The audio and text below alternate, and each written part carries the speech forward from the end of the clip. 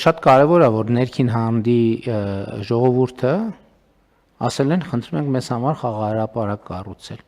Այսինքն, որ ասում ենք խաղաղությունը կա թե չկա, սրա մասին է, որովհետև հո չեն ասի ընդհակառակը, այդ նշանակում է ներքին հանդի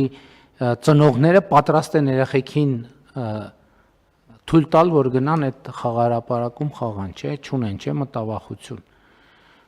Պարզա, որ սահմանազատում արված չի այնտեղ եւ այլն եւ այլն։ Պարզա, որ հարցեր կան եւ այդ նշանակում է, որ մարդիկ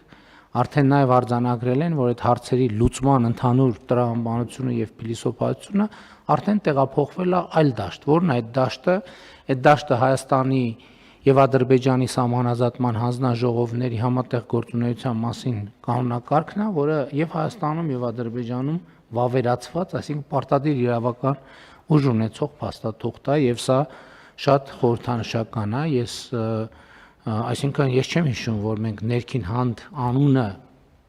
հնչեցրած լինենք եւ խաղահրապարակ եւ այլն, իհարկե տանիքներից սկսեց եւ ջրի հետ կապված խնդիրը կամ ընթացքի մեջ է կամ արել ավարտել ենք, բայց կարծում եմ շատ խորհրդանշական է։